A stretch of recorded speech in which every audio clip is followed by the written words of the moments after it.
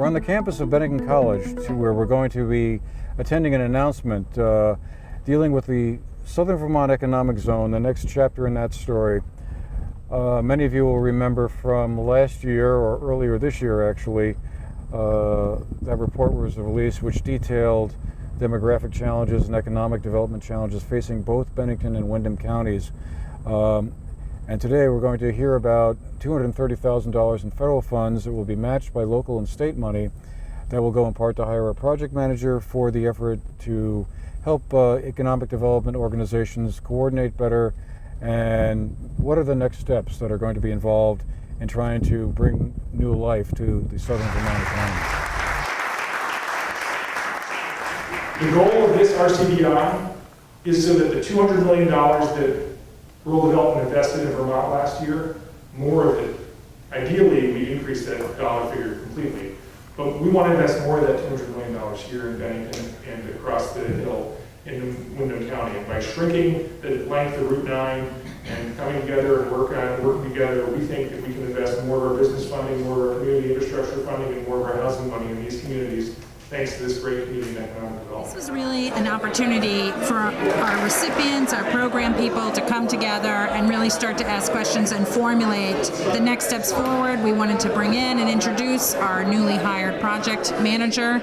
We wanted USDA to have an opportunity to come and really talk about how significant this grant award was, and really it's based on a number of successful collaborations that have happened in the region before. So a little bit of a pep rally, a little bit of an information press conference, and a great introduction for Sunny.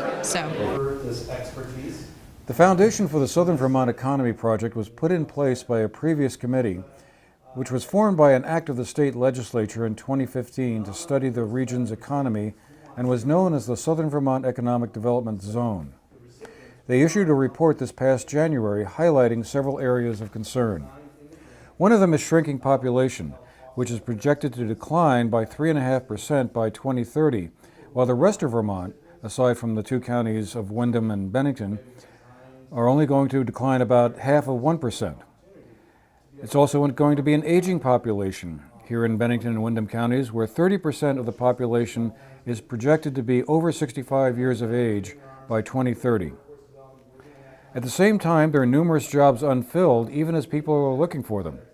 The Vermont Job Link identified more than 7,000 positions between December 2013 and December 2014 that were open, but only 3,800 job seekers pursuing them.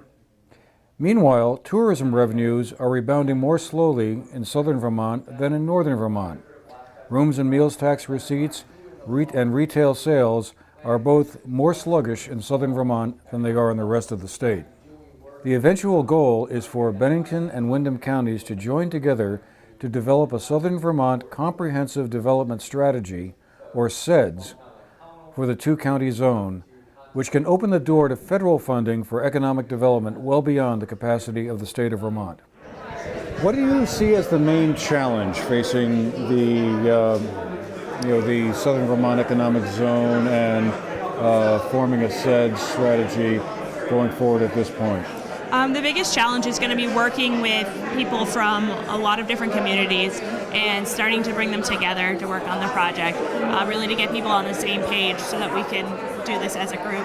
Why is that such a problem, to get organizations that basically are, after the same thing to kind of work together rather than independently? I think since the recession, organizations have been working harder and longer hours than they ever did before with fewer staff, and I think people are taking on so much more responsibility that it's hard now to think about expanding out because they get caught in the day-to-day. And this is really about getting people out of the day-to-day and thinking bigger and building their capacity and their strengths and building on that so that they can do more. You gave an interesting talk there a moment ago about problems of economic development in rural America and focused a little bit on workforce development.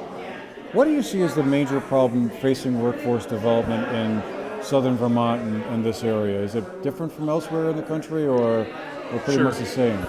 Well, I think the first thing to realize, there's an old adage that, once you visit one rural community, you visited one rural community.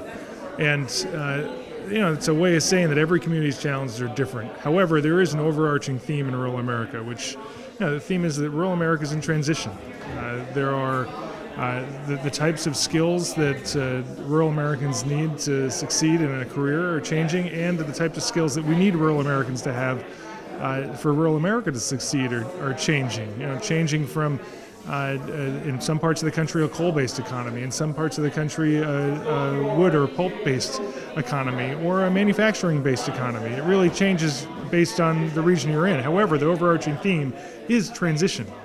And what we need to do is invest more in people. And I say this frequently, that rural development's a great organization that has a lot of great 40 different loan and grant programs that can invest in infrastructure of a community and some in people. What we really need to do is invest more in people, the people that are going to train the next generation workforce, the people that are the next generation workforce, and give them the skills that match to the economy of tomorrow in rural areas. So Wayne, what is your takeaway from this announcement today?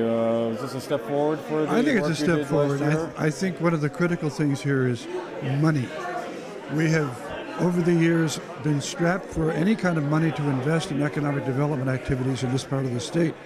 And with the appropriation of the $50,000 to the Bennington operation and this $230,000, which can be spread across both counties, I think we have a significant amount of resources. I'm concerned about making sure that the effort spreads up to our Manchester and the mountains area. My sense has always been that there are 3.5 hubs in our part of the state. There's Bennington, Brattleboro, Manchester and the mountains, and the half is Wilmington, Dover. And we need to make sure those organizations and those parts of our region are all represented and have a say in what's going forward. That's a challenge. But there are people now, Sonny and Jonathan Cooper, who have been named to those positions to start to integrate what's going on. And I'm hopeful that they'll be successful. A major part of this effort has got to be to expand the economic development work beyond the organizations that are involved, the chambers, et cetera, to the major employers. That's where the action has to be. We need to get involved with people like Mac Molding and Vermont Country Store and the companies that are hiring a lot of people or need to hire people. And they've got to come to the table. And we need to have a peer-to-peer effort to do that. I think business people have to lead business people. One of the interesting questions that was asked towards the end of the meeting that we just attended was, how will we know if this initiative has been a success? What will be the benchmarks of that? And the answer that came back was, it will depend to a large degree on how engaged and involved individuals and organizations interested in economic development turn out to be. Will they raise their hand and sort of seek to kind of get engaged in this process? The recipients were selected because they serve the region's most challenged communities based on population, median household wage, and poverty levels.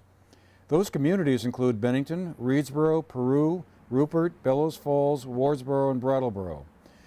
Since Manchester and most other Northshire towns weren't part of the first round of revenues, that may explain why only a few representatives from the Manchester and the Mountains area were present at the meeting on Thursday. It'll be interesting to see if that changes going forward. For the GNAT TV News Project, I'm Andrew McKeever, reporting from Bennington.